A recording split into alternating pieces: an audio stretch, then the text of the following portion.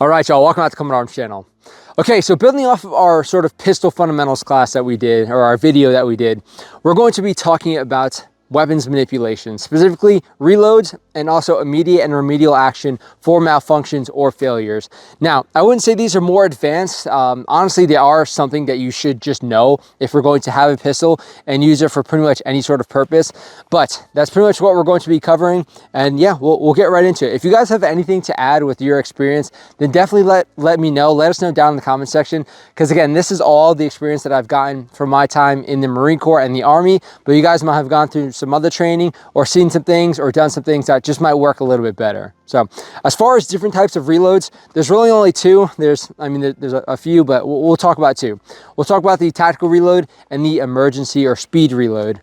So tactical reload is basically like you're in the fight, you know, you've neutralized a threat or something, and at this point you still have some bullets in your gun, but you know, there might be some more threats happening in the future. And you'll see this a lot with like police footage. You know, they'll engage something, they still have bullets in their gun, but because there might be potential of more threats, what they're going to do is just replenish that handgun, get some fresh ammo in there, a fresh magazine.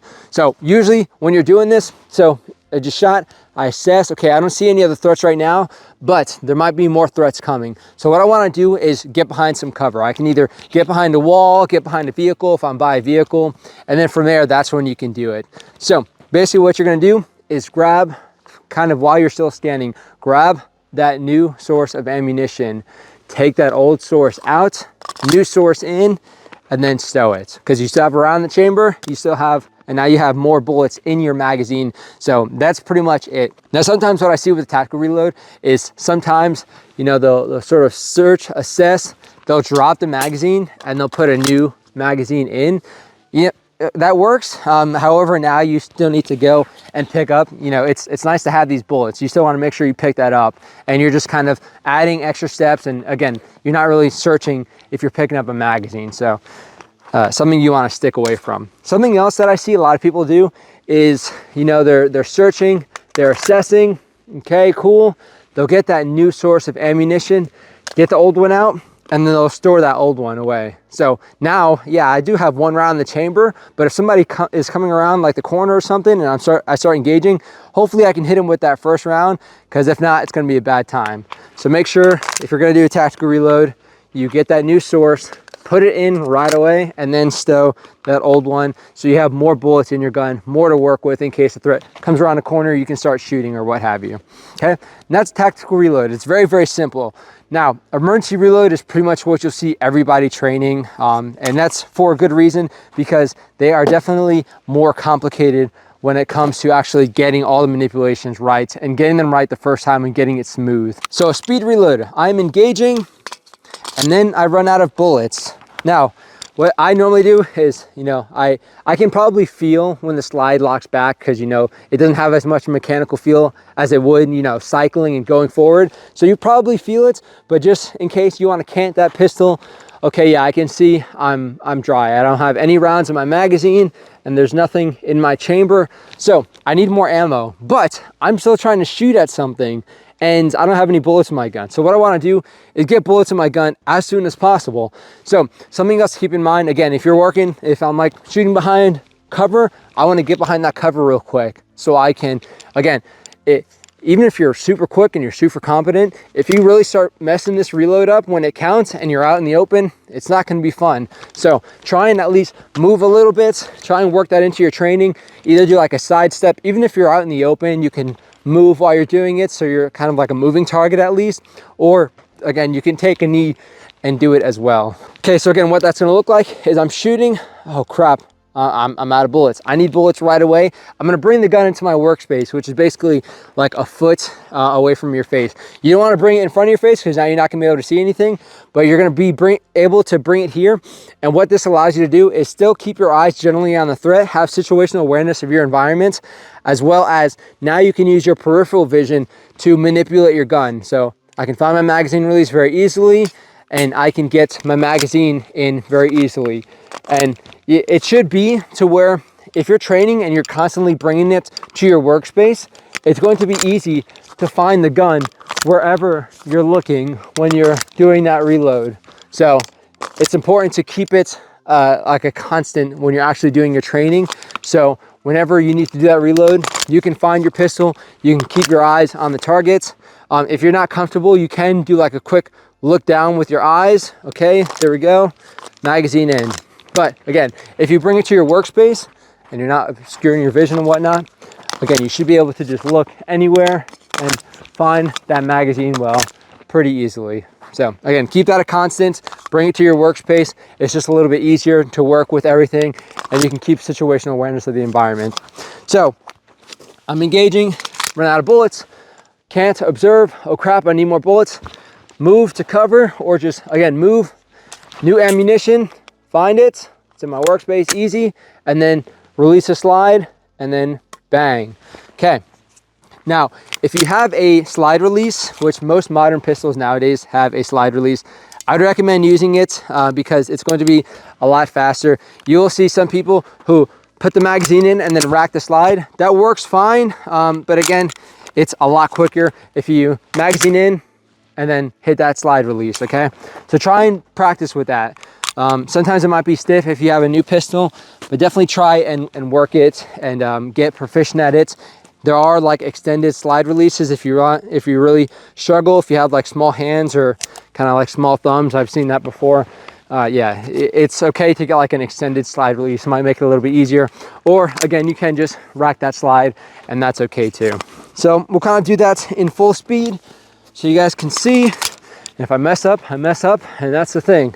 It's fine. Okay, shooting, shooting, shooting. Okay, need more bullets. Bang, okay? Now, if you're doing this and you know your reload isn't that smooth, that's okay. Just get the reload in. So if you're shooting, oh, speed reload, and then you're sorry, and then you're just like, oh crap. Don't be that guy that does this. Let's try that again. Don't do that, okay? Because when it counts, regardless if you're struggling, if you're actually in a gunfight, you're not just gonna be like, well, I guess I lose, you can shoot me now. No, you're gonna be like, shoot. Yeah, then you're gonna get it. You will get it eventually. Make sure you try and get it though. Don't just give up and put your gun away, because then you have no chance, okay? You at least have a fighting chance, even if you are, you know, fumbling a little bit. Now, of course, I will demonstrate both of those for you. So first, tactical reload. So again, oh crap, bad guy. Okay, well, I think he's dead. I don't see anybody else, but just in case, I want to move over here. Gonna dump this one out. New source in, okay, ready to go. Store that one. Okay, search, we're good. Okay, that's tactical reload. Now, speed reload, again. Oh crap, we need bullets fast. Let's get some bullets in our gun, because if not, yeah, it's gonna be a bad day for us. So, okay, I'm engaging. Crap. Oh, need bullets, got bullets. Good to go. Okay, and then one more time for good measure.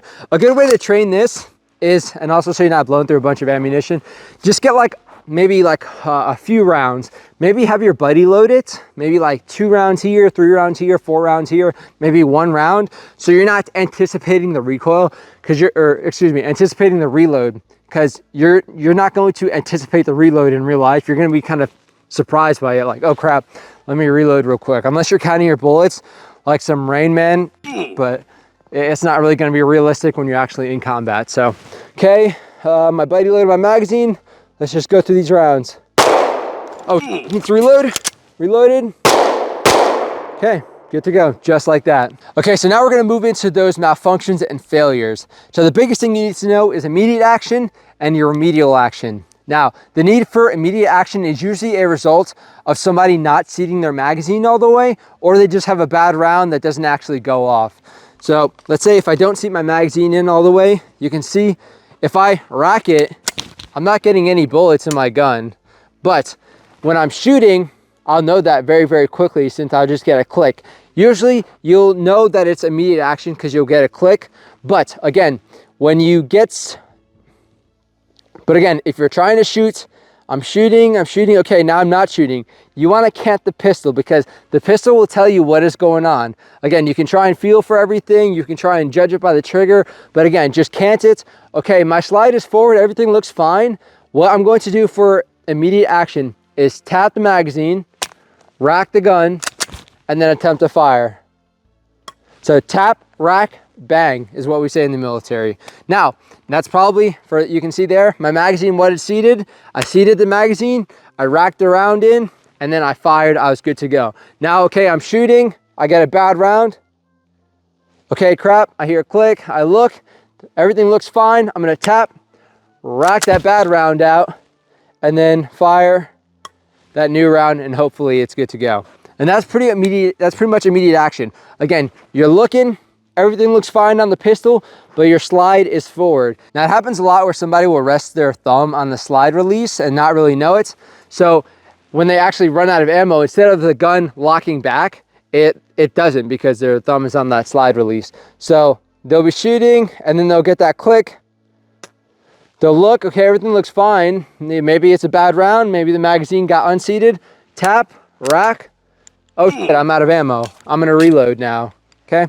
And that's pretty much how it works with that. So if you can't, everything looks good, but for some reason it didn't fire, you got like a click, tap, rack, bang. And that's immediate action. Remedial action can get a little bit more complicated. Before that, we're gonna talk about a stovepipe, which I guess kind of falls in that realm as well.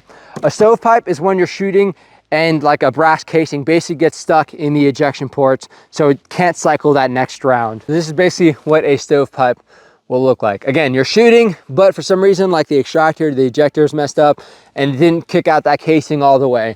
So you're gonna be shooting, again, it's gonna stop shooting, can't, okay, there's a freaking casing sticking out. So what I'm gonna do is cant the gun, use that gravity to assist us, and then rack it. You can see it also ejected that next round, but that's totally fine. Now I'm still in the fight. I've seen some people just try and rip it out. That can be pretty hard sometimes. And again, you don't want to be relying on like fine motor skills like that when you're trying to do something, especially with a gun and shooting. So it's easiest to just turn and rack it, and that usually clears it out. Again, it might eject that next round, but that's totally okay because now you can get back into the fight. I've also seen people like, we've been trained to karate chop it out, but on a pistol it doesn't work so well. It's a little bit better with a rifle because the casing is longer, but yeah, just tilt, and I'll kind of show this again. Okay, so again, shooting, not shooting, what's going on? Oh crap. Okay, and then I'm out, so I'll just reload.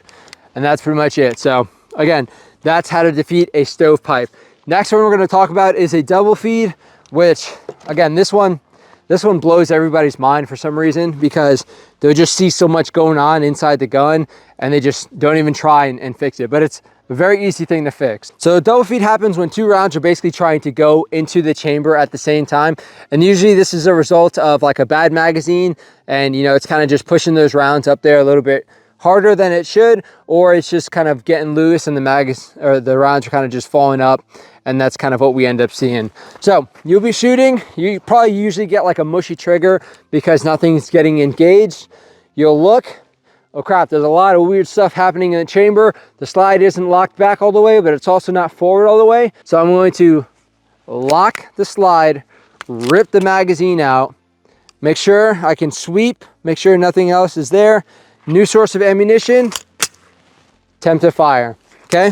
So lock the slide, so lock it, rip the magazine, sweep it, reload, fire. And that's pretty much a double feed right there. We'll do it again in real time. And it might not necessarily be a double feed, it might just be like something funky happening inside there, and it usually works okay. Now, I have seen people lock or rip the magazine out first, which usually works okay. So you can rip the magazine out first, but now again, you can see here, now because I've ripped that magazine out, I kind of made the problem a little bit worse. So now it's a little bit harder to lock the slide back. It's not always like that, but I've noticed if you rip the magazine out first, it adds more tension onto everything going on here, which is not what you want. So that's why lock, rip, and then sweep. So I'm firing. Okay, mushy trigger. Uh-oh, what's going on there? Lock, rip, sweep if I need to, and then I am good to go, reload, and shoot. And that's pretty much it, okay? That's your remedial action, and that'll fix a lot of different things, but mostly it's going to be a double feed. So lock, rip, sweep. And again, that immediate action, if everything looks fine, but it's not firing, tap, rack, bang, okay? And that'll fix you real quick. So of course, we'll give some demonstrations with some live rounds so you guys can see what those actually look like. Okay, so first is going to be that immediate action. So I'm gonna be shooting. Uh-oh, click, look.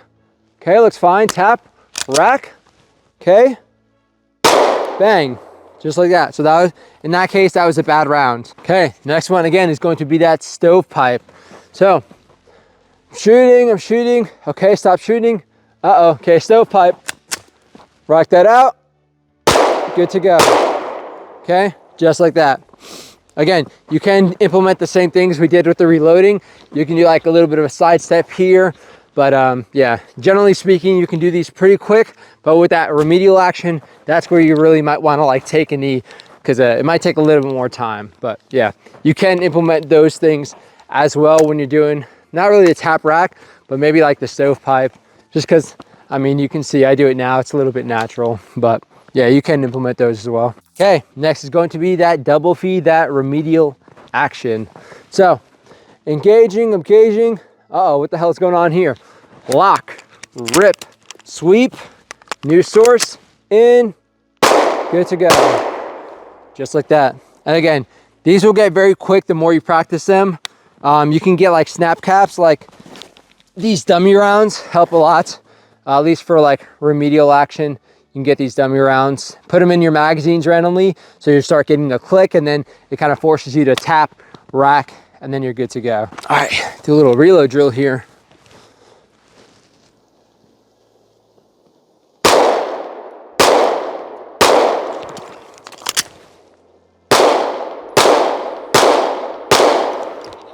Okay, that felt pretty good.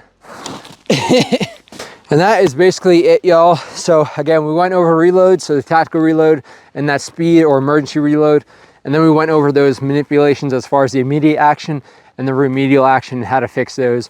So you're not looking lost on the range, looking for that experienced person to try and help you out with your gun. You can do it yourself. Yeah, it's very, very easy. And again, there are ways to train it, and I definitely recommend you do train it.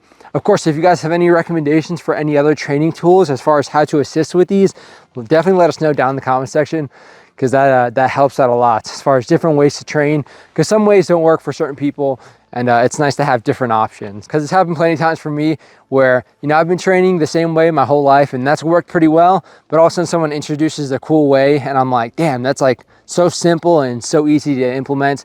And of course, if you're in like a position, if you're like an NCO or an instructor, or you just want to teach your buddy or, you know, your family how to shoot, you can implement those and you have more tools in your toolbox to help you out with it. But definitely let me know if you guys have anything you might want to add or see in the future as far as something that I might have learned during my time in the Marine Corps and the Army. I've done a few different pistol training courses. I've done concealed carry training. I've also gone through a lot of pistol training in the Marine Corps and the Army. Specifically the Marine Corps, I went through the close quarter battle school, and that's really where I got my bread and butter, mostly with this frozen gun right here, but mostly with the Beretta. But yeah, these all translate pretty well across a bunch of different guns, and it's not gonna look too different. But yeah, definitely let me know what you guys think down in the comment section. Recommend anything down below if you guys want to see it in the future. But that is it for this video. Hopefully you guys enjoyed. I'll see y'all in the next one.